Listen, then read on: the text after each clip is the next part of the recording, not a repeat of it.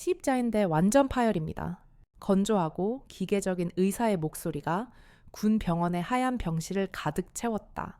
소독약 냄새가 코를 찔렀고 창백한 조명 아래 침대에 누워있는 젊은 병사의 얼굴은 종이장처럼 하얗게 질려 있었다. 그의 이름은 김민준, 갓 20살을 넘긴 이등병이었다.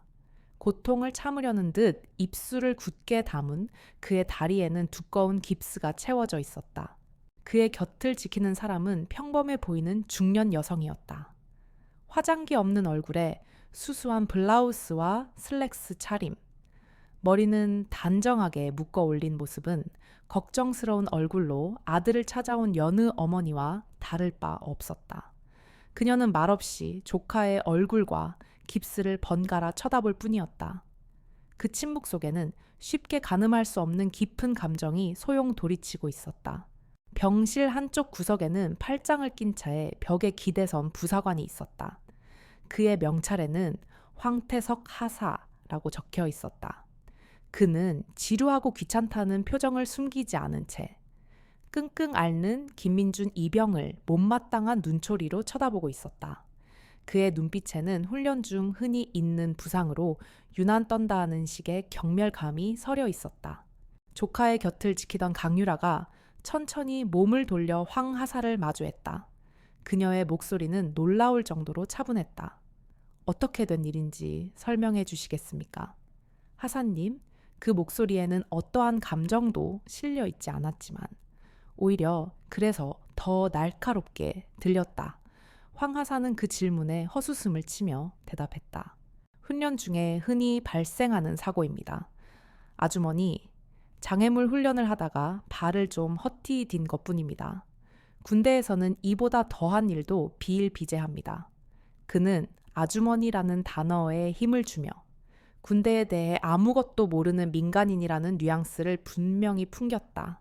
유라는 대꾸 없이 그를 빤히 쳐다봤다. 그녀의 시선은 꿰뚫어 보는 듯했다. 황 하사는 자신도 모르게 시선을 피하며 말을 이었다. 요즘 애들이 워낙 약해 빠져서 이 정도 일로 앓는 소리를 합니다. 곧 괜찮아질 겁니다. 변명처럼 들리는 그의 말에 유라의 미간이 아주 미세하게 좁혀졌다. 그녀는 다시 침대에 누운 조카에게로 시선을 돌렸다. 민주는 고모와 눈이 마주치자 애써 괜찮은 척 웃어 보였지만 그 미소는 고통으로 금세 일그러졌다. 유라는 조카의 임에 흐르는 식은땀을 조용히 닦아주었다. 그녀의 손길은 부드러웠지만 그 손을 거둔 뒤 주먹을 쥐는 모습은 누구의 눈에도 띄지 않았다. 고요함 속에 분노가 조용히 끓어오르고 있었다. 의사가 다시 입을 열었다. 수술이 불가피한 상황입니다. 수술 후에도 최소 6개월 이상의 재활이 필요하고 예전처럼 완벽하게 회복된다는 보장은 어렵습니다. 사실상 군 복무를 계속하는 것은 불가능하다고 봐야 합니다. 의사의 마지막 말은 사형 선고처럼 병실에 울려 퍼졌다. 김민준의 눈빛이 절망으로 흔들렸다. 그 순간 황 하사가 들릴 듯 말 듯한 목소리로 중얼거렸다. 참, 나약한 놈 하나 때문에 일이 복잡해지는군. 그 경솔한 한마디가 반가쇠가 되었다. 강유라의 모든 움직임이 멎었다. 그녀는 천천히, 아주 천천히 고개를 돌려 황 하사를 응시했다. 그녀의 눈빛에는 더 이상 평범한 중년 여성의 모습은 없었다. 대신 폭풍 전의 고요함 같은 서늘한 기운만이 가득했다. 강유라의 눈빛이 황태석 하사에게 꽂혔다. 그 시선은 단순한 분노를 넘어섰다. 그것은 마치 모든 것을 꿰뚫어 보는 듯한 서늘하고 예리한 칼날 같았다. 황 하사는 자신도 모르게 마른 침을 삼켰다. 방금 전까지 그가 무시하고 경멸했던 평범한 중년 여성의 모습은 온데간데 없었다. 그의 앞에 서 있는 것은 전혀 다른 존재였다. 나약한 놈이라 하셨습니까? 유라의 목소리는 여전히 나지막했지만 병실의 공기를 얼어붙게 만들기에는 충분했다. 그녀는 천천히 황 하세계로 한 걸음 다가섰다. 장애물 훈련 중 발을 헛디뎠다고 했지요. 십자인대가 완전히 파열될 정도의 사고라면 그 장애물의 높이는 어느 정도였습니까? 당시 현장에는 안전통제 간부가 있었습니까? 그녀의 질문은 날카로운 송곳처럼 허점을 파고들었다. 황 하사는 순간 당황한 기색이 역력했다. 그는 군대 용어를 섞어가며 어설프게 둘러대기 시작했다. 그것은 군사 규정에 따라 설치된 표준 장애물이었습니다. 당연히 안전 요원도 배치되어 있었고 모든 절차에 따라 그는 말을 더듬었다. 유라는 그의 말을 끊지 않고 끝까지 들었다. 그리고는 다시 질문을 던졌다. 표준 장애물에서 발을 헛디딘 것만으로 이 정도의 부상이 발생했다는 겁니까? 그렇다면 최초 부상 발생 시 응급처치는 제대로 이루어졌습니까? 의무대로 후송되기까지 시간은 얼마나 걸렸죠?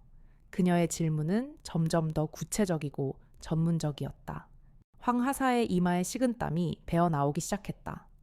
그는 이 여자가 왜 이렇게 군대 내부 사정에 대해 잘 아는 듯한 질문을 던지는지 이해할 수 없었다. 슬슬 짜증이 치밀어 오르기 시작했다. 아니, 아주머니가 그런 건 알아서 뭐 하십니까? 저희가 알아서 다 처리했습니다. 민간인은 군대 일에 함부로 끼어드는 거 아닙니다. 그의 목소리가 커지자 병실 복도에 있던 간호사가 놀라 안을 들여다보았다. 바로 그때 병실 문이 거칠게 열리며 한 장교가 들어섰다. 그는 대위 계급장을 단 박지훈이었다. 김민준 이병의 소속 중대장이었다. 그는 상황을 파악하려는 듯 병실을 한번 세욱 훑어보고는 가장 만만해 보이는 강율에게 다가왔다. 안녕하십니까? 김민준 이병의 보호자 되십니까? 저는 중대장 박지훈 대위입니다. 그는 형식적인 미소를 지으며 자신을 소개했다. 그의 태도는 겉으로는 정중했지만 귀찮은 민원을 처리하려는 공무원의 태도, 그 이상도 이하도 아니었다.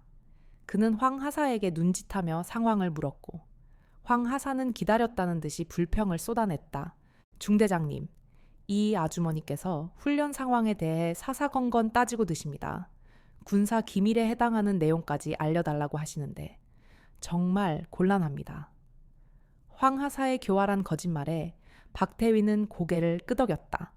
그는 처음부터 진실을 파헤칠 생각이 없었다. 그에게 중요한 것은 부대의 평가와 자신의 진급이었다. 박대위는 다시 유라를 향해 돌아섰다. 이번에는 그의 표정에서 가식적인 미소마저 사라져 있었다. 아주머니, 심정은 이해합니다만 군대에는 군대의 법도가 있습니다. 이번 사고는 명백히 훈련 중 발생한 안전사고이며 규정에 따라 처리될 것입니다. 더 이상의 언급은 자제해 주시기 바랍니다. 그의 말은 정중한 통보의 형식을 띠고 있었지만 내용은 사실상 협박에 가까웠다. 그러나 유라는 조금도 물러서지 않았다. 그녀는 박태위의 두 눈을 똑바로 쳐다보며 말했다. 규정에 따라 처리된다면 사고 경위 보고서를 지금 여기서 보여주시겠습니까? 부상당한 병사의 보호자로서 알 권리가 있다고 생각합니다만 대위님, 박대위의 얼굴이 굳어졌다.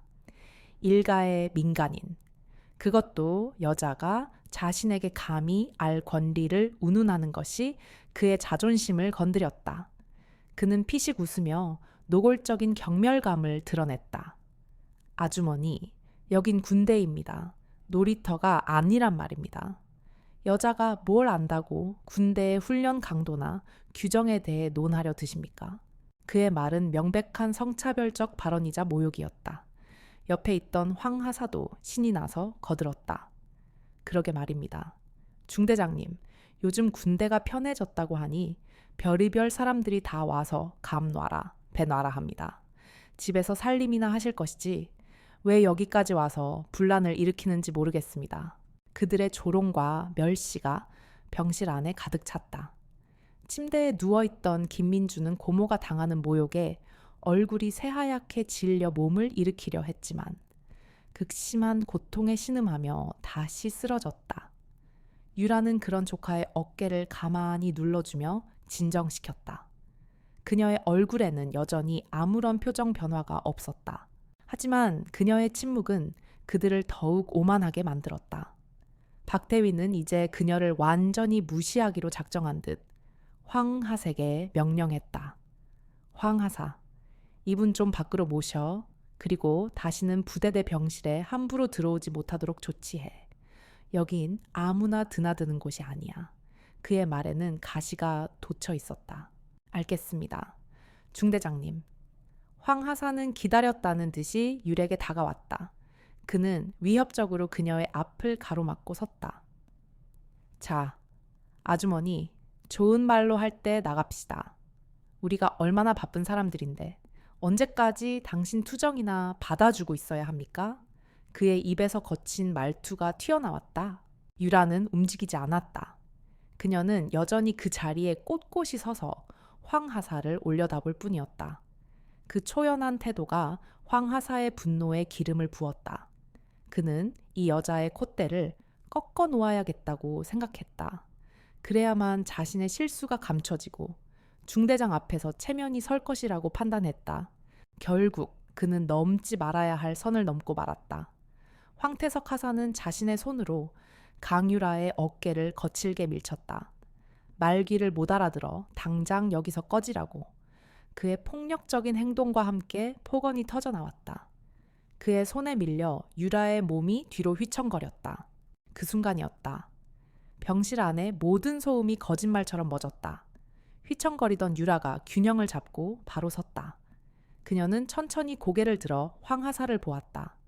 그녀의 눈은 더 이상 분노나 차가움을 담고 있지 않았다. 그 자리에는 텅 빈 심연과도 같은 무감정한 공허함만이 남아 있었다. 그 눈빛과 마주한 황하사는 온몸의 피가 차갑게 식는 것을 느꼈다. 유라는 자신의 어깨를 밀쳤던 황하사의 손과 그의 얼굴을 번갈아 보았다. 그리고는 아주 나지막하고 분명한 목소리로 말했다. 지금 내게 손을 댄 건가? 그 목소리는 질문이 아니었다. 그것은 이 모든 상황을 끝내버릴 종결 선언과도 같았다. 박 대위조차 이 기묘하고 섬뜩한 분위기에 압도되어 아무 말도 하지 못했다. 유라는 더 이상 그들과 말을 섞지 않았다. 대신 그녀는 품에서 자신의 핸드폰을 꺼내 들었다. 그 모습에 황하사는 비웃음을 터뜨렸다. 뭐야, 이제 남편한테 일러 바치려고? 아니면 경찰에라도 신고하게 어디 마음대로 해보시지. 민간인이 군인 폭행했다고 신고해봤자 씨알도 안 먹히니까. 하지만 유라의 손가락이 누른 번호는 112가 아니었다. 그녀는 아주 익숙하고 망설임 없는 동작으로 단축 번호 하나를 길게 눌렀다. 전화는 바로 연결되었다. 그녀는 수화기를 귀에 댄 채 여전히 황하사와 박 대위에게서 시선을 떼지 않고 입을 열었다. 그녀의 입에서 나온 첫 마디는 그들의 상식을 완전히 파괴하는 것이었다. 통신보안 본인 사단장 즉시 지휘 통제실에 연결하도록. 그녀의 목소리는 작았지만 그 안에 담긴 무게감과 권위는 병실 전체를 뒤흔들었다. 사단장이라는 단어가 그들의 뇌리에 박히는 순간 황태석 하사와 박지훈 대위의 사고는 정지했다. 그들은 눈앞의 여자가 무슨 말을 하는지 이해하려 애썼지만 머릿속은 하얗게 비어버릴 뿐이었다. 전화기 너머에서 당황한 교환병의 목소리가 희미하게 들려왔다. 유라는 조금도 흔들리지 않고 다시 한번 말했다.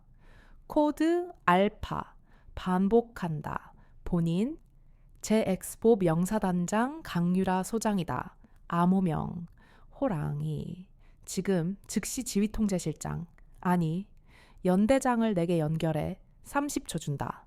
강유라 소장 호랑이. 그 이름과 암호명은 제엑스사단에 소속된 군인이라면 그 누구도 모를 수 없는 것이었다. 갓 부임했지만 철두철미한 원칙과 불같은 성정으로 강철의 호랑이라 불리는 신임 사단장 단 한 번도 얼굴을 본 적은 없었지만 그 명성만으로도 전 부대원을 공포에 떨게 만드는 존재. 황태석 하사와 박지훈 대위의 얼굴이 잿빛으로 변해갔다.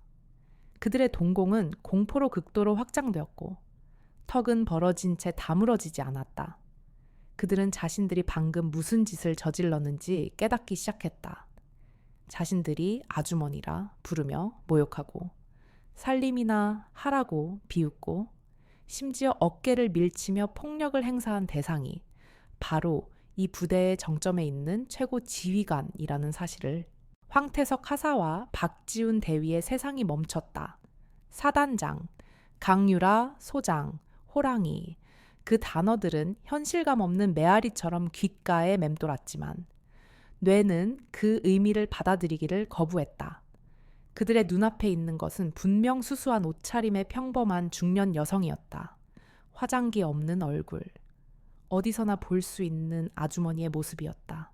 하지만 그녀의 입에서 나온 단어들은 그들이 감히 입에 담을 수도 없는 하늘과 같은 존재를 지칭하고 있었다. 제 X사단의 지휘관, 전설로만 듣던 강철의 여장군. 그들의 머릿속에서 두 개의 이미지가 충돌하며 스파크를 일으켰다. 논리 회로가 완전히 타버린 듯 그들은 그저 멍하니 서서 숨 쉬는 법조차 잊어버린 것 같았다. 뭐라고?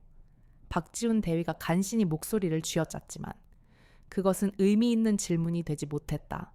황 하사는 한술 더 떠서 헛웃음을 터뜨렸다. 하하하. 지금 사단장이라고 하셨습니까, 아주머니? 장난이 너무 심하시군요. 군인을 상대로 그런 장난을 치면 어떻게 되는지 모르십니까?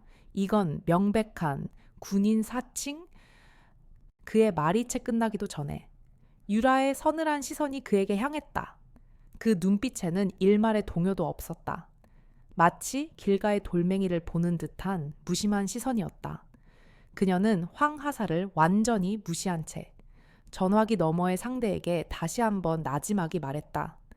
그 목소리는 얼음장처럼 차가웠고 각 음절마다 강철 같은 의지가 담겨 있었다. 상황 파악이 안 되나 현 시간부로 부대 통신망을 비상체제로 전환한다. 내 위치는 국군병원 302호. XX 연대장 이진성 대령을 즉각 호출하도록. 내 위치까지 도착하는데 5분의 시간을 주겠다. 5분이다. 이것은 명령이다. 그녀의 목소리는 명령에 익숙한 자의 것이었다.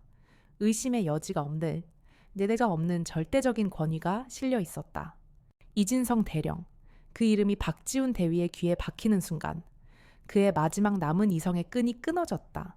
자신들의 연대장 이름을 저 여자가 어떻게 아는가?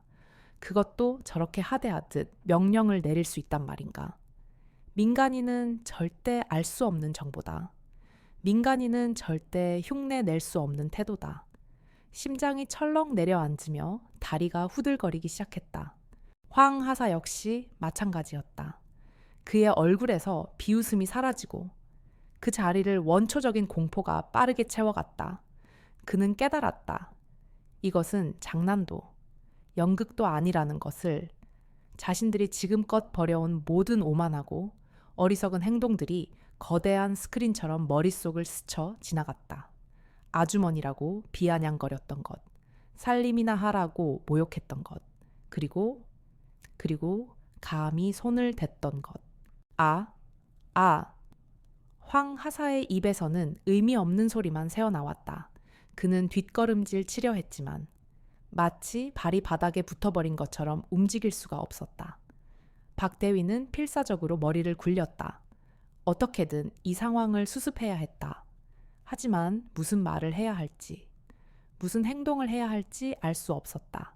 사단장에게 대들고 심지어 부사관이 폭력을 행사하는 것을 방관한 중대장. 그의 군 생활은 이미 끝난 것이나 다름없었다. 유라는 전화를 끊었다. 딸깍 하는 소리가 마치 사형 집행을 알리는 소리처럼 병실 안에 울렸다. 그녀는 핸드폰을 주머니에 넣고는 다시 침대에 누워있는 조카에게로 시선을 돌렸다. 라오카바, 방금 전까지 벌어진 일은 아무것도 아니라는 듯 그녀는 조카의 이마를 부드럽게 쓸어주었다. 그 평온한 모습이 박 대위와 황하색에는 더욱더 큰 공포로 다가왔다. 침대에 누워있던 김민준 이병은 이 모든 상황을 믿을 수 없다는 듯 멍하니 바라보고 있었다. 자신의 평범하고 다정하기만 했던 고모가 전설 속의 호랑이 사단장이었다니 그는 혼란스러웠지만 한편으로는 가슴 깊은 곳에서 뜨거운 무언가가 차오르는 것을 느꼈다. 자신을 짓밟고 모욕했던 자들이 공포에 떠는 모습을 보는 것은 묘한 쾌감마저 느끼게 했다. 시간이 흘렀다. 1분, 2분. 병실 안에는 오직 시계 초침 소리와 세 남자의 거친 숨소리만이 존재했다. 유라는 여전히 조카의 곁을 지키고 있었고 박 대위와 황 하사는 죄인처럼 그 자리에 얼어붙어 있었다. 그들에게 1초는 1년처럼 느껴졌다. 이 지옥 같은 침묵을 깨고 싶었지만 목소리가 나오지 않았다. 바로 그때였다. 병원 복도 저편에서부터 무언가 다급한 소리가 들려오기 시작했다. 처음에는 희미했던 소리가 점점 더 가까워졌다. 여러 명의 군홧발이 복도를 울리는 소리, 무정위에서 새어나오는 다급한 목소리들. 그 소리는 마치 저승사자의 발걸음처럼 그들에게 다가오고 있었다. 황 하사와 박 대위의 얼굴은 이제 사색이 되었다. 그들은 본능적으로 문 쪽을 쳐다보았다. 복도의 소란은 점점 더 커지고 마침내 그들의 병실 앞에서 멈췄다. 문이 열리기 직전의 그 짧은 정적은 그 어떤 소음보다도 더 무서웠다. 그들은 이제 곧 닥쳐올 운명을 예감하고 눈을 질끈 감았다. 유라는 미동도 하지 않았다. 그녀는 이미 모든 것을 예상하고 있었다는 듯 조용히 눈을 감았다 떴다. 그녀의 입가에 아주 희미한 얼음처럼 차가운 미소가 스쳐 지나갔다. 그것은 복수의 시작을 알리는 신호였다. 그녀의 조카를 건드리고 자신을 모욕한 자들에게 내려질 혹독한 대가를 예고하는 미소였다. 벌컥 병실 문이 거칠게 열렸다. 문 앞에는 숨을 턱까지 몰아쉬며 서 있는 이진성 대령이 있었다. 그의 전투복은 흐트러져 있었고 임에는 땀방울이 송골송골 맺혀 있었다. 그는 병실 안을 둘러볼 틈도 없이 침대 옆에 서 있는 평범한 차림의 강유라를 발견했다. 그 순간 이진성 대령의 눈이 경악으로 물들었다. 그는 자신의 눈을 의심했지만 이내 정신을 차리고는 허리를 꼿꼿이 세웠다. 그의 발 뒤꿈치가 딱 소리를 내며 부딪혔고 그는 군인으로서 할 수 있는 가장 크고 우렁찬 목소리로 외쳤다. 그 목소리는 병원 복도 전체를 뒤흔들었다. 충성 사단장님께 대하여 경례 연대장 대령 이진성 명 받들고 왔습니다. 이진성 대령의 경례와 함께 박지훈 대위와 황태석 하사의 세계는 완전히 무너져 내렸다. 모든 것이 끝났다는 절망감이 온몸을 덮쳤다. 그들은 이제야 깨달았다. 자신들이 건드린 것은 단순한 병사의 보호자가 아니었다. 그것은 잠자는 호랑이의 콧수염을, 그것도 아주 제대로 건드린 것이었다. 이진성 대령의 목소리는 군 병원의 조용한 복도를 찢고 병실의 모든 사물에 부딪혀 진동하는 듯했다. 그 우렁찬 외침 속에는 다급함과 긴장감, 그리고 절대적인 복종의 의지가 담겨 있었다. 공기마저 얼어붙은 병실 안에서 그의 경례는 천둥 소리와도 같았다. 그는 꼿꼿한 자세로 오직 한 사람, 평범한 옷차림의 강유라만을 향해 모든 충성을 바치고 있었다. 박지훈 대위의 뇌리에서 세상의 모든 소리가 사라졌다. 그의 눈에는 오직 자신의 연대장이, 사단 내에서 하늘처럼 여겨지는 대령이, 한낱 아주머니라고 생각했던 여자 앞에서 필사적으로 경례를 붙이는 모습만이 보였다. 그의 이성은 이것이 현실이라는 것을 인정하라고 아우성쳤지만 온몸의 세포가 그것을 거부했다. 다리가 풀려 하마터면 주저앉을 뻔한 것을 간신히 버텼다. 식은땀이 등줄기를 타고 폭포수처럼 흘러내렸다. 그는 보았다. 이진성 대령의 이마에 맺힌 땀방울과 거친 숨소리를 연대 지휘소에서 이곳 병원까지 전력 질주해 왔음이 분명했다. 사단장의 비상 호출, 그것도 암호명까지 동원한 호출이 일선 지휘관에게 어떤 의미인지 그는 너무나도 잘 알고 있었다. 한편 황태석 하사는 이미 영혼이 몸에서 빠져나간 상태였다. 그의 동공은 초점을 잃은 채 허공을 헤맸다. 사단장님, 연대장 입에서 나온 그 단어가 비수처럼 그의 심장에 박혔다. 그는 자신이 무슨 짓을 했는지 되돌아보았다. 경멸하고 조롱하고 무시했다. 그리고 밀쳤다. 대한민국 육군 하사가 자신의 사단장을 폭행했다. 그 사실이 그의 머릿속을 강타하는 순간 참을 수 없는 구역질이 치밀어 올랐다. 눈앞이 캄캄해지고 귀에서는 이명이 울렸다. 그는 이 모든 것이 끔찍한 악몽이기를 바랐다. 하지만 바로 앞에서 벌어지는 광경은 너무나도 생생한 현실이었다. 잠자는 호랑이의 콧수염을 건드린 게 아니었다. 그는 호랑이의 아가리 속으로 제 발로 걸어 들어간 것이었다. 강유라는 자신에게 경례를 하는 이진성 대령을 잠시 말없이 바라보았다. 그녀의 시선은 조금도 흔들리지 않았다. 그녀는 천천히 고개를 끄덕여 경례를 받았다. 그 작은 움직임 하나만으로도 좌중을 압도하는 무게감이 느껴졌다. 그녀는 연대장을 향해 입을 열었다. 목소리는 여전히 차분했지만 그 안에는 강철 같은 냉기가 서려 있었다. 이 대령. 그녀는 그의 계급과 성을 불렀다. 상황이 어떤지 파악했나? 그 질문에 이진성 대령은 허리를 더욱 꼿꼿이 쓰며 대답했다. 죄송합니다. 사단장님 아직 파악하지 못했습니다. 지휘 통제실로부터 사단장님의 비상 호출을 받고 즉시 달려왔습니다. 그의 목소리에는 당혹감과 죄송함이 뒤섞여 있었다. 자신이 관할하는 부대의 병사가 입원한 병실에서 사단장이 비상 호출을 했다. 이는 연대장으로서 상상할 수 있는 최악의 상황 중 하나였다. 부대 내에서 끔찍한 가혹 행위나 기강 문란 사건이 발생했고 그것이 사단장의 귀에까지 직접 들어갔다는 의미일 수 있었다. 이진성 대령의 등골이 서늘해졌다. 유라는 더 이상 그를 다그치지 않았다. 대신 그녀는 손가락으로 침대에 누워있는 자신의 조카 김민준 이병을 가리켰다. 그리고는 차례대로 굳어버린 박지훈 대위와 황태석 하사를 가리켰다.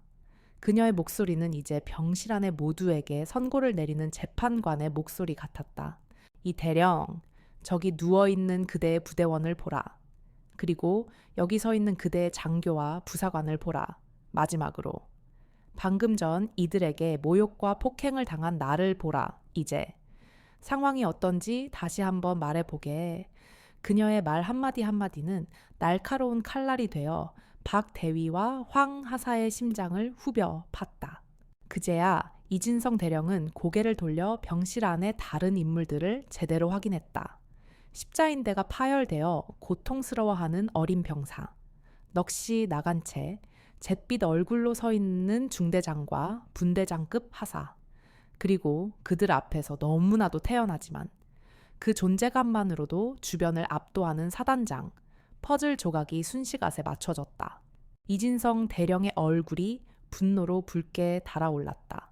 그는 감히 자신의 부대원들이, 그것도 지휘관들이 사단장에게 무슨 짓을 저질렀는지 상상조차 할 수 없었다. 그는 박지훈 대위와 황태석 하사를 금방이라도 잡아먹을 듯한 기세로 노려보았다. 그의 눈빛은 너희는 이제 모두 끝났다고 말하고 있었다. 사단장님. 박지훈 대위가 필사적으로 입을 열었다. 그는 어떻게든 변명을 해야 했다. 오해라고, 몰랐다고, 무언가 잘못된 것이라고 말해야 했다. 저희는 정말 사단장님이신 줄은 꿈에도 몰랐습니다. 이건 정말 큰 오해입니다. 그의 목소리는 거의 울부짖음에 가까웠다. 하지만 강유라는 그의 변명에 눈 하나 깜짝하지 않았다. 그녀는 다시 이진성 대령을 향해 말했다. 이 대령, 자네 부하들의 군 기강이 이 정도일 줄은 몰랐군. 민간인, 그것도 여성이란 이유만으로 병사의 보호자를 모욕하고 폭행하는 것이 자네가 가르친 방식인가? 그녀의 질책에 이진성 대령은 고개를 들지 못했다. 아닙니다. 죄송합니다. 사단장님 모두 저의 부덕의 소치입니다. 이들을 엄중히 처벌하겠습니다. 이진성 대령은 거의 무릎이라도 꿇을 기세였다. 그의 군 생활 전체가 이 순간에 달려 있었다. 그는 자신의 부하들이 저지른 끔찍한 잘못을 수습하기 위해 무슨 짓이든 해야 했다. 유라는 잠시 눈을 감았다. 깊은 한숨을 내쉰 그녀가 다시 눈을 떴을 때 그녀의 눈빛은 이전보다 훨씬 더 차갑고 단호해져 있었다. 그녀는 이제 개인적인 분노를 넘어 지휘관으로서의 결정을 내리고 있었다. 그녀의 입에서 나온 첫 번째 명령은 이 모든 상황의 서막을 여는 것이었다. 이진성 대령은 듣도록. 그녀의 목소리는 나지막했지만 모두의 귓가에 똑똑히 박혔다. 현 시간부로 이 병실과 2층 전체를 통제한다. 나의 허가 없이는 개미 한 마리도 드나들 수 없다. 지금 즉시 헌병대에 연락해 10분 내로 수사팀을 이곳으로 보내라고 전하도록. 직접 수사를 지휘하겠다. 헌병대, 직접 수사. 그 단어들이 박지훈 대위와 황태석 하사의 마지막 희망마저 앗아갔다. 연대장 선에서 조용히 덮을 수 있는 수준의 문제가 아니었다. 사단장이 직접 헌병을 동원해 칼을 빼들었다는 것은 뿌리까지 뽑아내겠다는 의지의 표명이었다. 그들은 이제 돌이킬 수 없는 강을 건넜음을 온몸으로 깨달았다.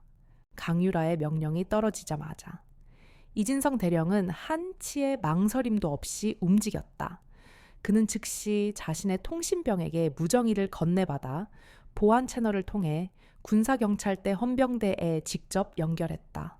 그의 목소리는 긴급 상황의 무게감으로 낮고 빠르게 울렸다.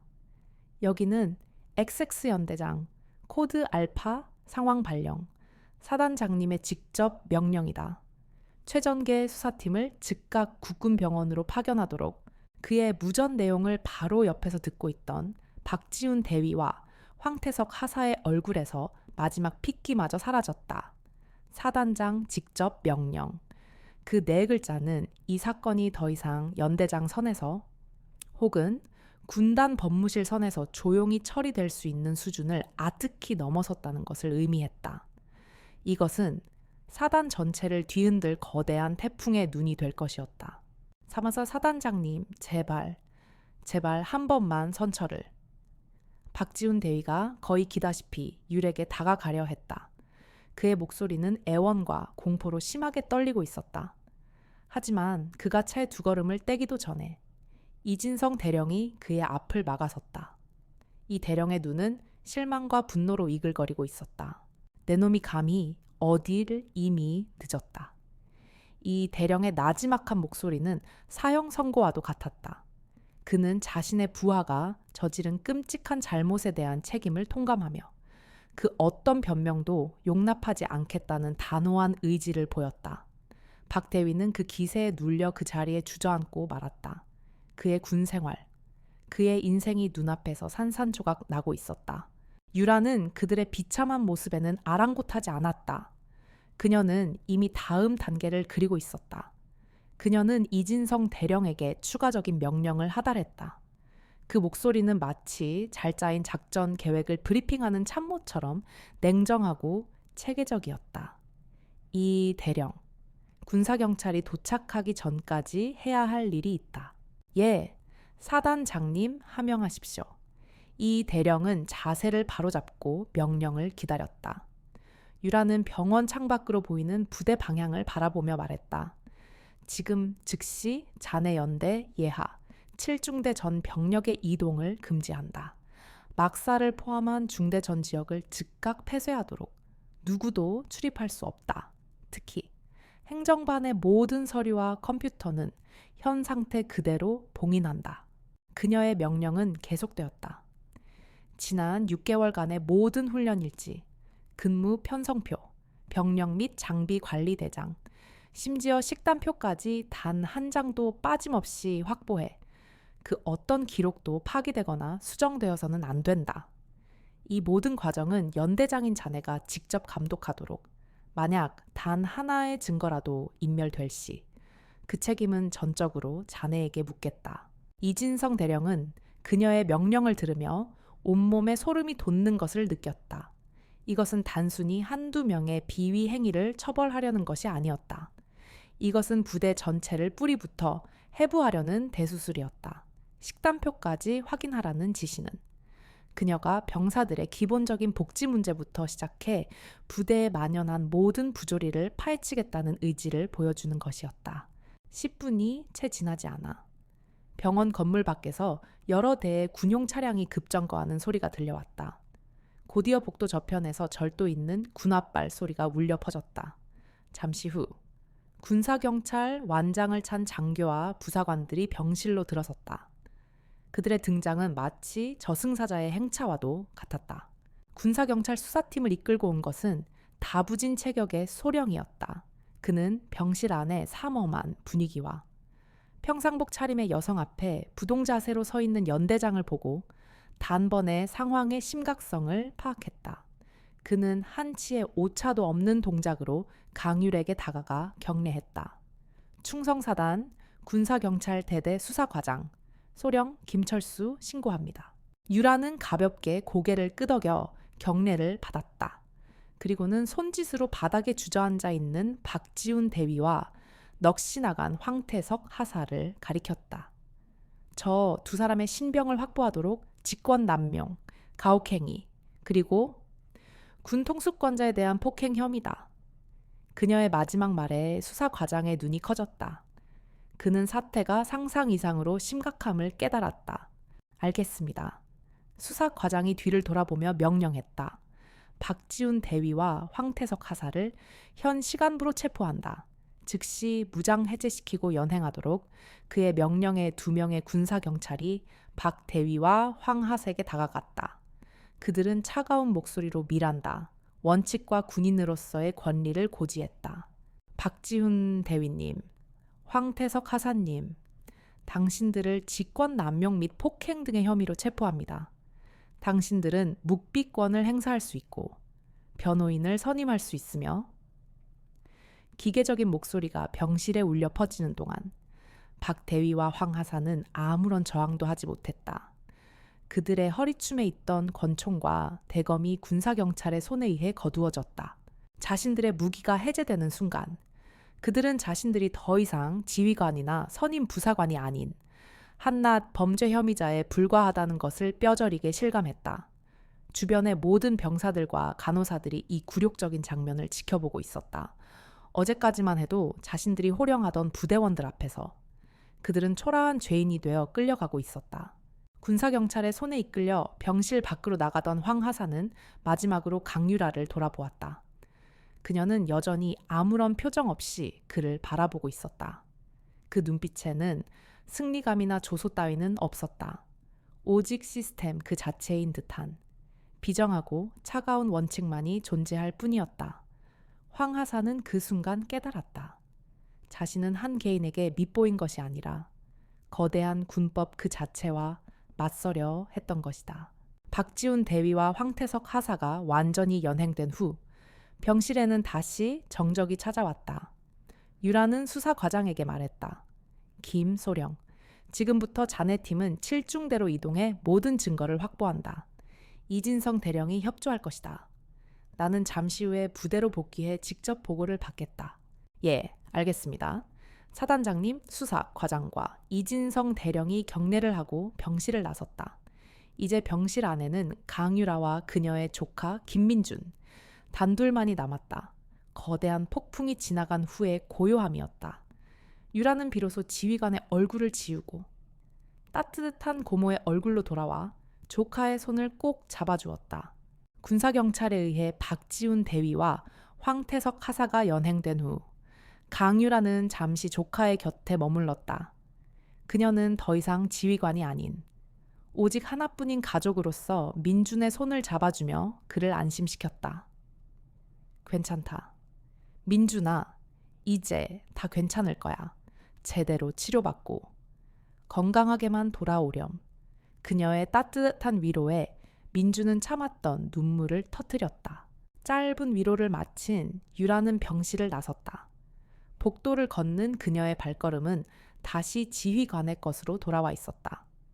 병원 밖에는 이미 사단장 전용 지휘 차량이 대기하고 있었다. 그녀가 채오르자 부관이 다가와 각 잡힌 자세로 보고했다. 사단장님, 제7중대 전 지역에 대한 폐쇄 및 통제 조치가 완료되었습니다. 수고했다. 유라는 짧게 대답하고는 차창 밖을 응시했다. 차가 부대를 향해 달리는 동안 그녀는 평상복을 벗고 미리 준비된 전투복으로 갈아입었다. 수수했던 중년 여성의 모습은 사라지고 어깨에 빛나는 별 계급장을 단 강철의 호랑이가 그 자리를 대신했다. 그녀의 눈빛은 이제 한치의 사적인 감정도 없이 오직 부대의 기강을 바로 쓰려는 지휘관의 의지로 가득 차 있었다. 제7중대 막사 주변의 공기는 살얼음판처럼 팽팽했다. 중대 전체가 군사경찰에 의해 완벽하게 포위되어 있었다. 모든 병사들은 생활관 안에서 대기하라는 명령을 받은 채 창밖으로 펼쳐지는 비현실적인 광경을 불안한 눈빛으로 지켜보고 있었다. 중대 행정반에는 수사팀이 들이닥쳐 모든 서류와 컴퓨터 하드디스크를 증거물로 압수하고 있었다. 유라가 탄 지휘 차량이 중대 연병장 한가운데 멈춰 섰다. 그녀가 채서 내리자 현장에 있던 모든 장병들이 일제히 부동 자세로 경례했다. 이진성 대령과 김철수 소령이 달려와 그녀의 앞에 섰다.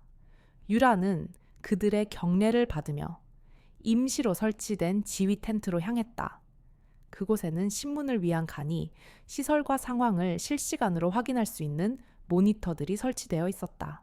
보고해. 텐트 안으로 들어선 유라가 짧게 말했다. 김철수 소령에 압수된 증거물 목록과 병사들의 초기 진술서를 내밀며 보고를 시작했다. 사단장님, 현재까지 확보된 훈련 일지와 황태석 하사의 보고 내용 간에 여러 불일치점이 발견되었습니다. 또한 일부 병사들이 비공식적으로 당시 상황이 단순 사고가 아니었음을 암시하는 진술을 시작했습니다. 유라는 보고서를 꼼꼼히 읽어 내려갔다. 그녀의 미간이 점점 더 굳어졌다. 서류상의 기록만으로도 이미 황 하사와 박대위의 거짓말과 테마는 명백해 보였다. 그녀는 고개를 들어 모니터를 응시했다. 모니터 한쪽에는 분리된 공간에서 신문을 받고 있는 황태석 하사의 모습이 보이고 있었다. 황 하사는 처음에는 완강하게 혐의를 부인했다. 그는 여전히 이번 일이 운이 나빴던 훈련 사고일 뿐이라고 주장했다. 저는 억울합니다. 제가 왜 김민준 이병을 일부러 다치게 하겠습니까? 절차에 따라 훈련을 진행했을 뿐입니다. 그의 목소리는 높았지만 미세하게 떨리고 있었다. 하지만 수사관은 유라가 확보하라고 지시했던 증거들을 차례대로 그의 앞에 내밀었다. 황 하사.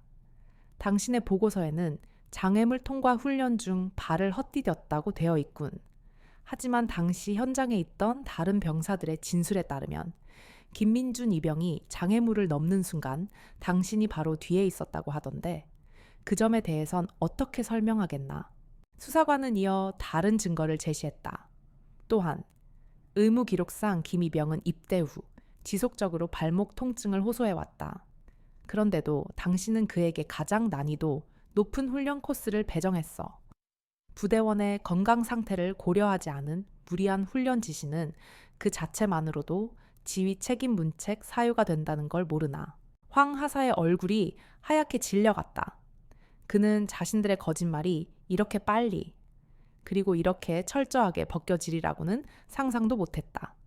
사단장이 직접 개입한 수사의 무게감은 그의 모든 오만함을 짓눌렀다. 그의 방어 논리는 하나씩 무너져 내리기 시작했다. 결정적인 증거는 한 병사의 용기 있는 증언에서 나왔다. 김민준 이병의 생활관 동기였던 박일병이 면담을 자청한 것이다. 그는 처음에는 겁에 질려 말을 더듬었지만 수사관의 격려와 사단장이 모든 것을 지켜보고 있다는 사실에 용기를 냈다. 사실 그날 사고는 황 하사님 때문이 맞습니다. 박일병의 증언은 충격적이었다. 황 하사님은 평소에도 민준이가 태도가 건방지다며 자주 괴롭혔습니다. 그날도 훈련 중에 일부러 민준이 뒤에 바짝 붙었고 장애물을 넘는 순간 저는 똑똑히 봤습니다. 황 하사님이 발을 거는 것을. 그의 목소리는 울먹임으로 변해갔다. 그의 증언은 두 개 작은 균열과도 같았다. 한번 터지기 시작하자 그동안 억눌려 왔던 다른 병사들의 목소리가 본물처럼 터져 나오기 시작했다. 그들은 줄지어 면담을 신청했고 황태석 하사의 만행과 박지훈 대위의 무능과 방관을 앞다투어 고발했다. 황 하사님은 저희 PX에서 파는 물건들을 상납받았습니다. 야간 근무 중에 자신의 빨래와 전투화 손질을 시켰습니다. 박지훈 대위님은 이 모든 사실을 알고도 저희에게 군 생활 다 그런 거다 라며 묵살했습니다. 증언은 꼬리에 꼬리를 물고 이어졌다. 단순한 가혹 행위를 넘어 부대 내의 온갖 부조리와 비리가 수면 위로 떠올랐다.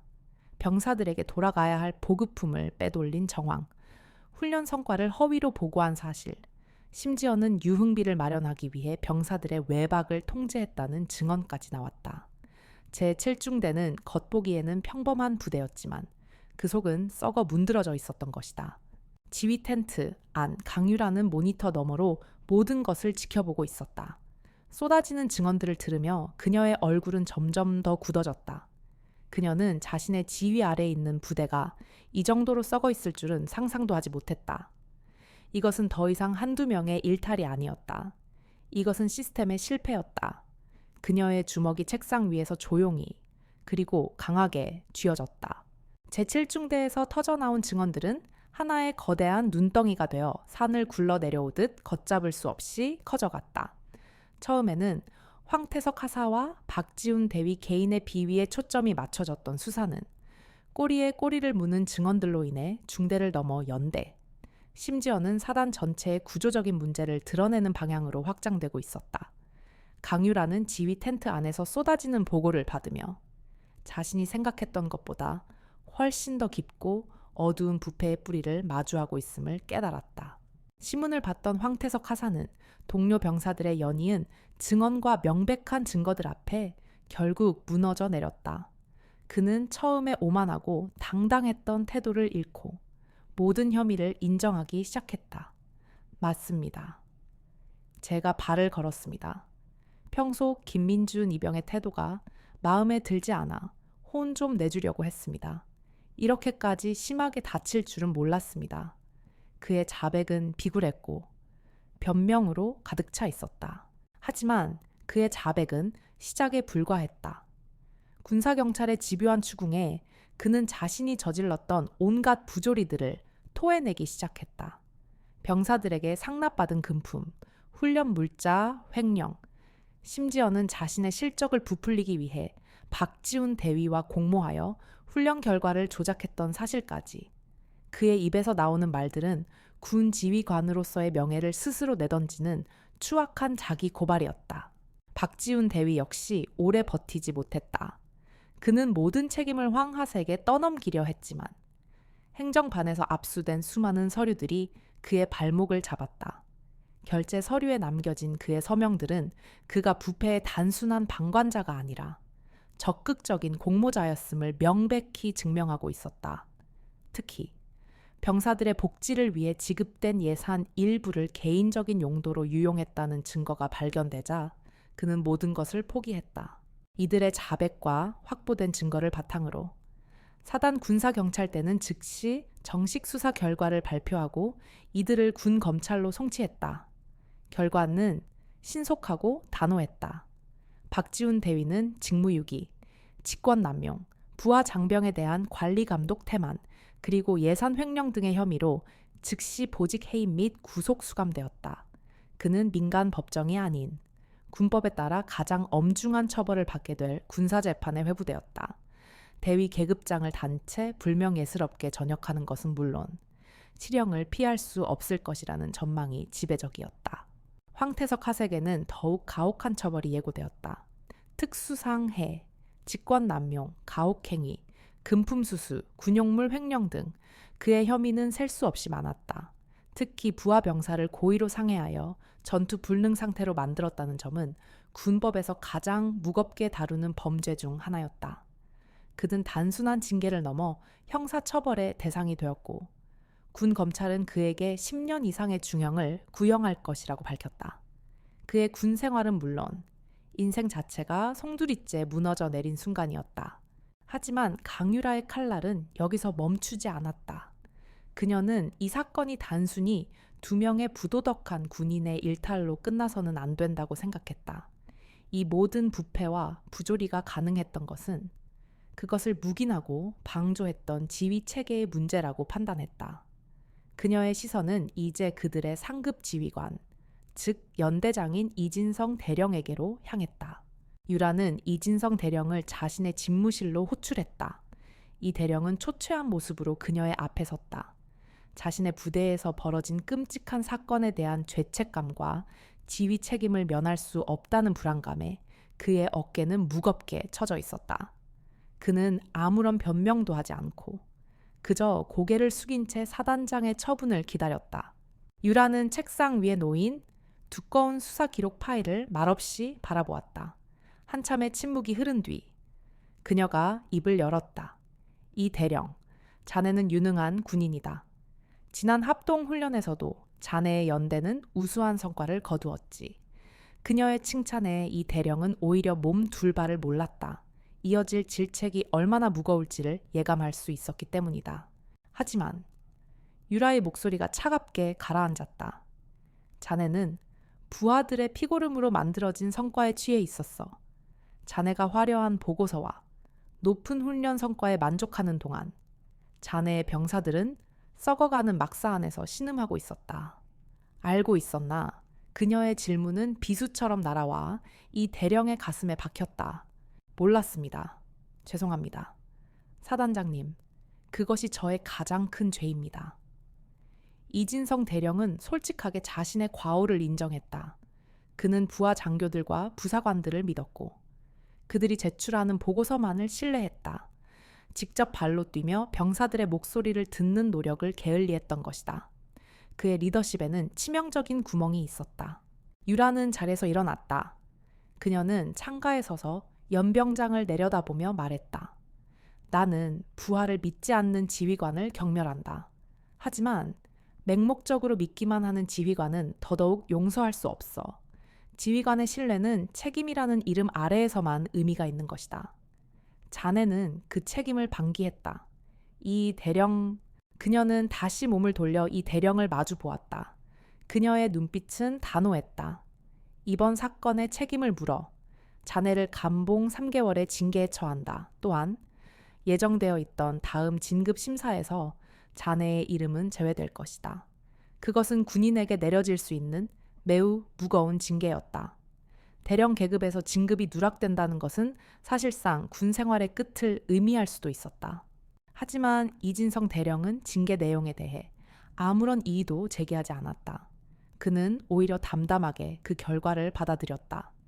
달게 받겠습니다. 사단장님.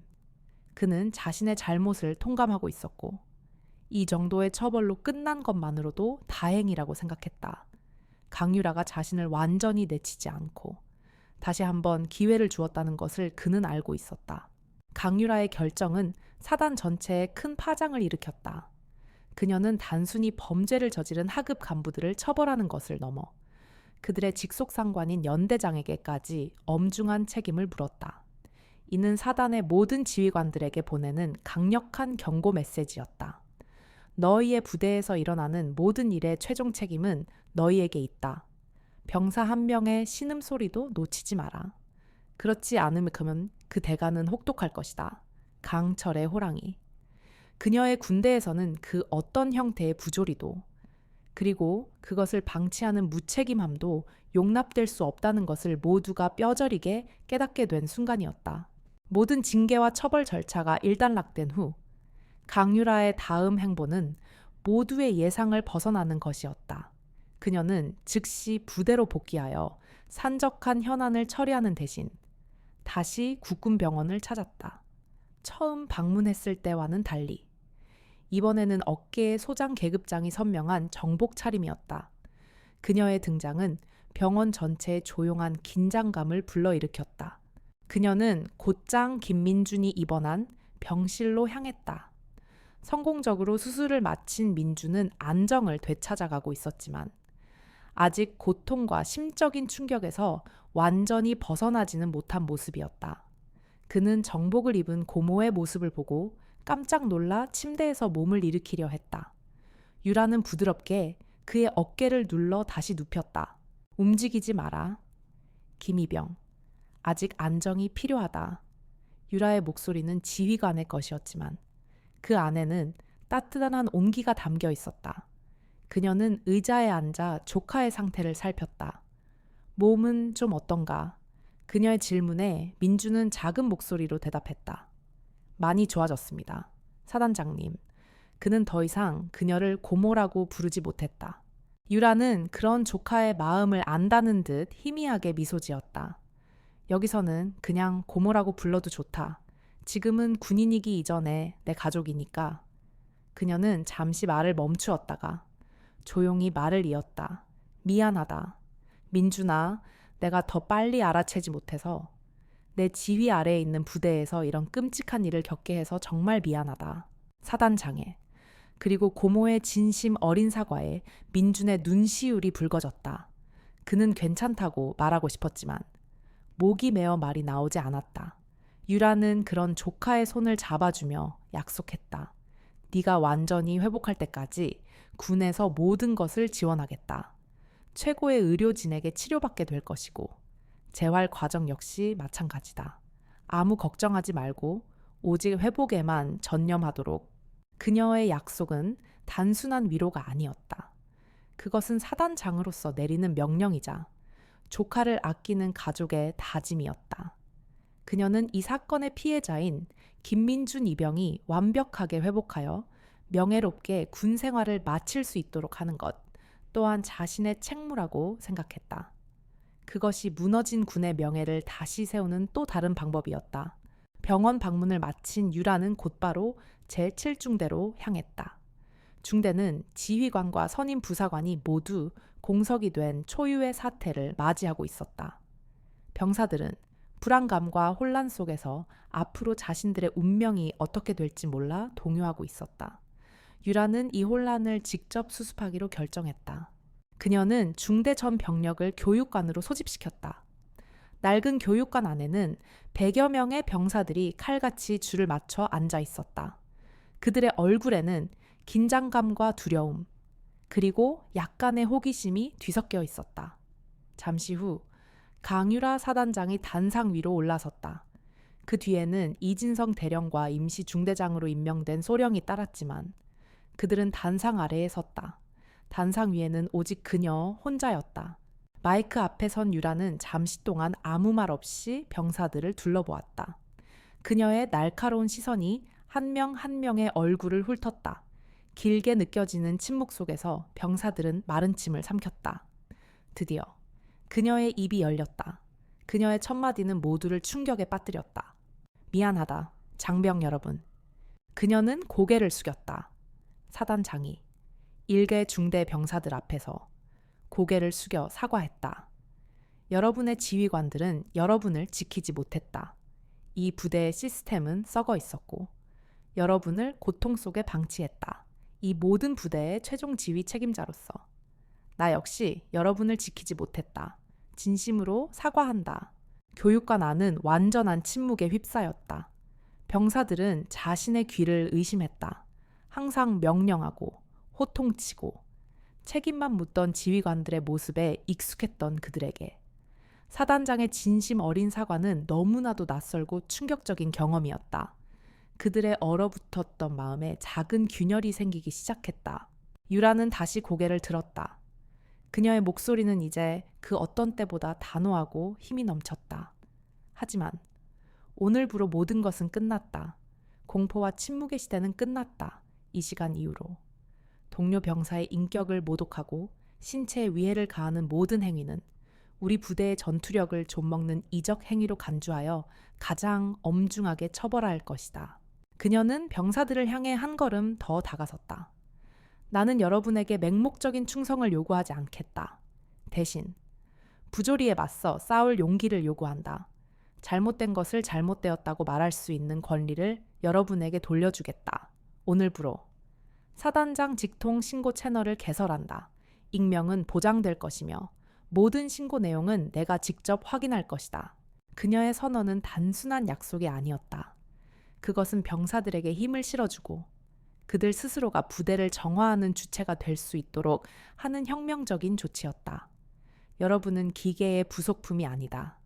여러분 한 명 한 명은 대한민국의 가장 강력한 무기이자 내가 가장 아끼는 전우다.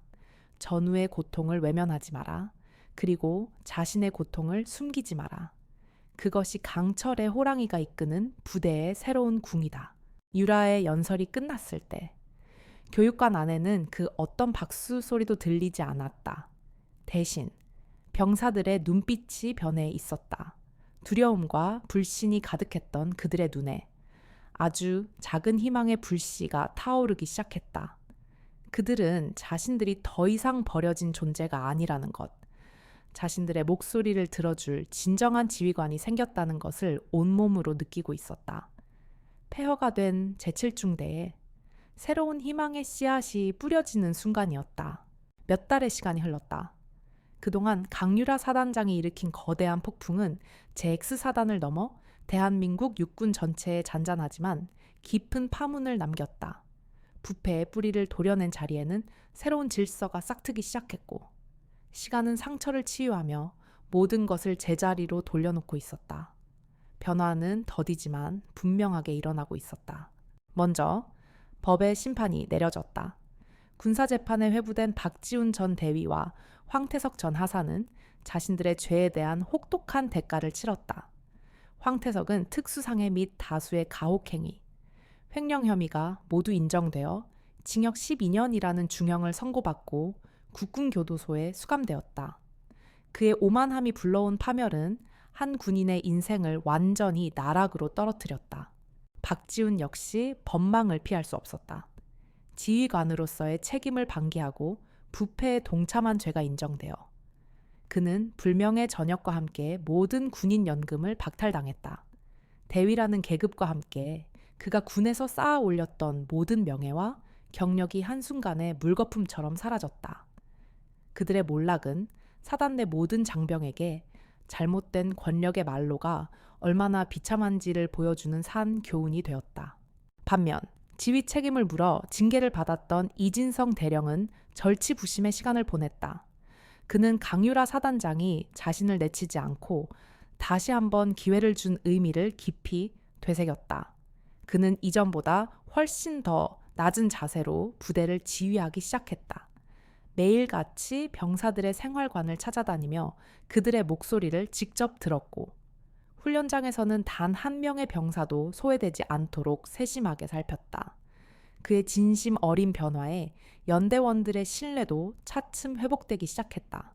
가장 큰 변화가 일어난 곳은 단연 사건의 중심지였던 제7중대였다.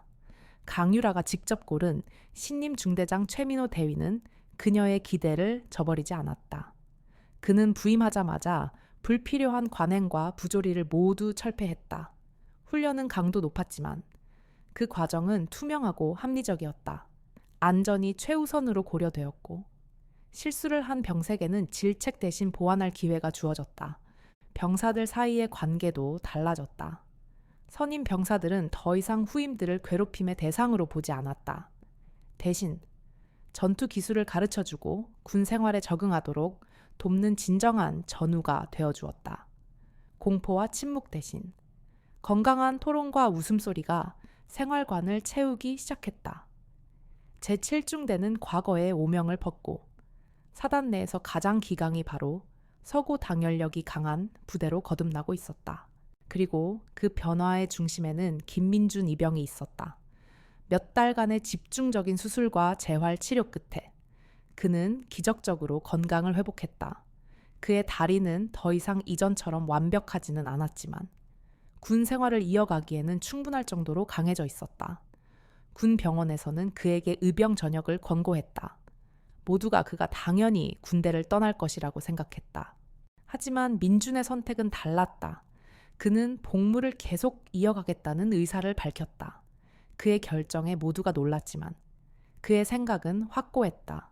그는 어느 날 자신을 찾아온 강율에게 자신의 속마음을 털어놓았다.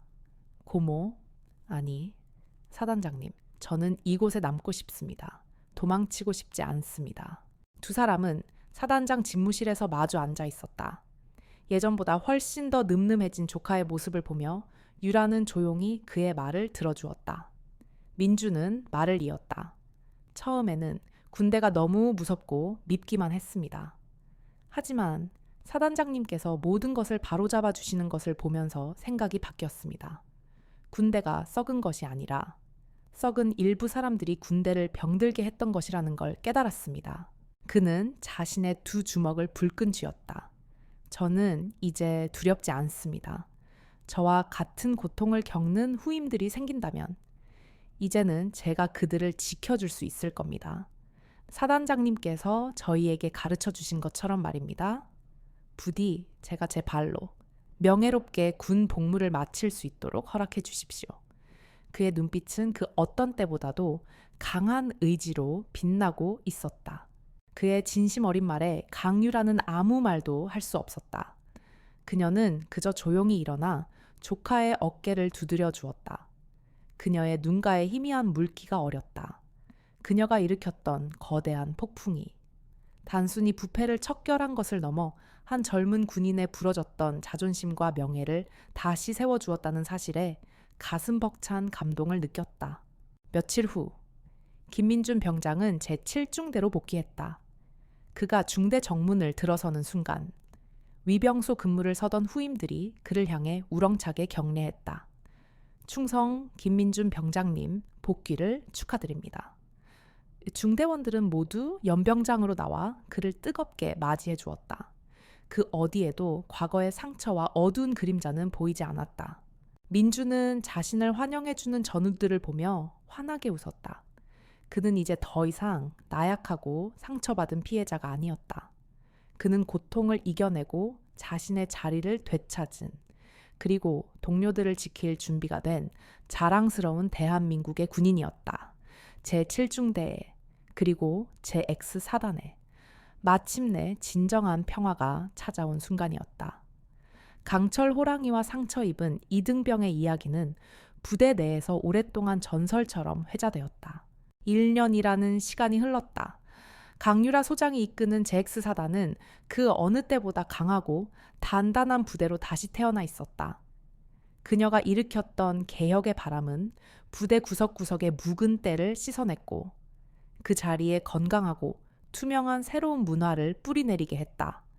이제 병사들은 부당한 명령에 침묵하는 대신 전우의 아픔에 기꺼이 손을 내밀 줄 알게 되었다.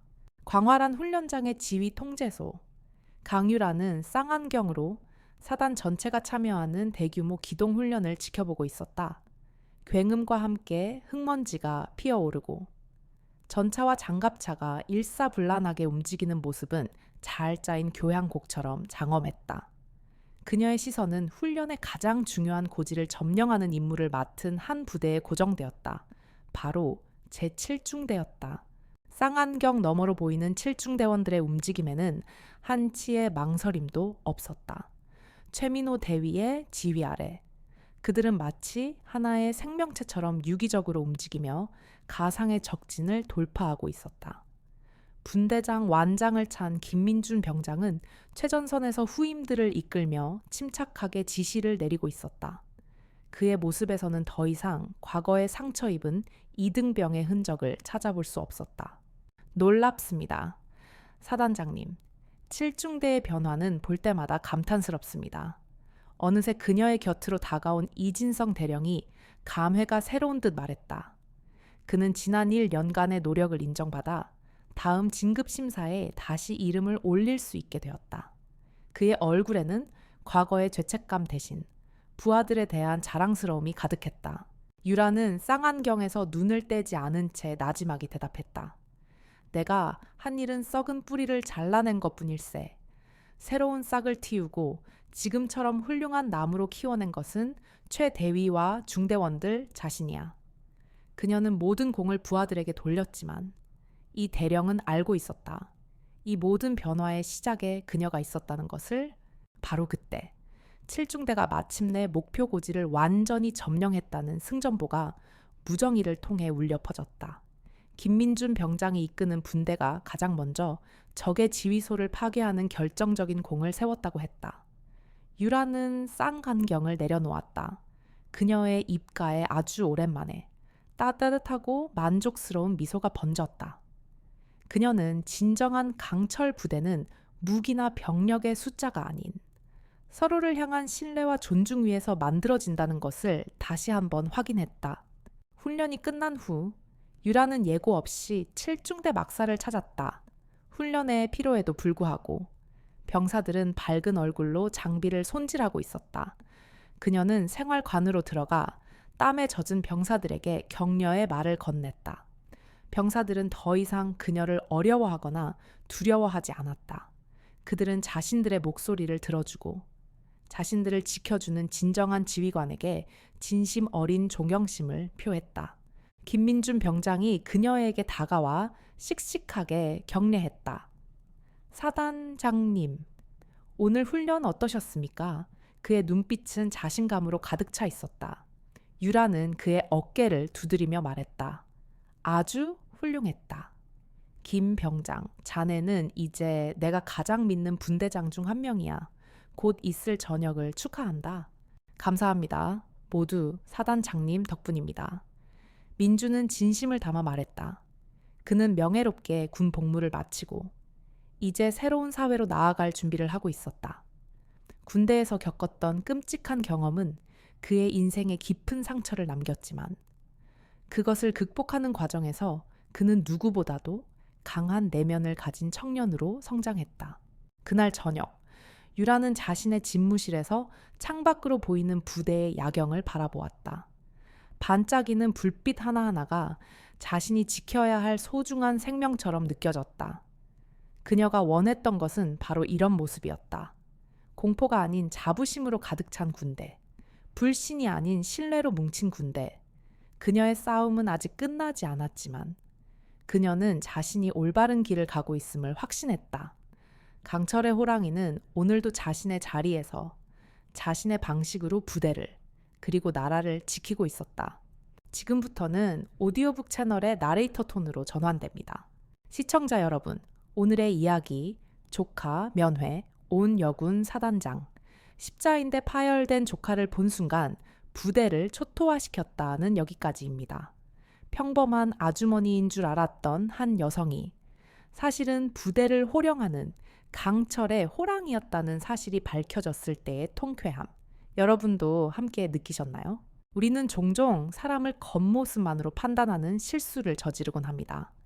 하지만 진정한 힘과 권위는 화려한 옷이나 높은 목소리가 아닌 올바른 원칙을 지키려는 굳은 의지와 자신의 사람을 지키려는 책임감에서 나온다는 것을 강유라 사단장은 우리에게 보여주었습니다. 썩어빠진 권력을 향한 그녀의 단호한 철퇴에 속이 시원하셨다면 여러분의 생각을 댓글로 남겨주세요. 오늘 이야기가 마음에 드셨다면 좋아요와 구독 버튼을 꼭 눌러주시는 것 잊지 마세요. 여러분의 응원은 저희가 더 통쾌하고 가슴 벅찬 이야기를 만드는데 큰 힘이 됩니다. 그럼 저는 다음 시간에 더 흥미로운 이야기로 다시 찾아뵙겠습니다. 감사합니다.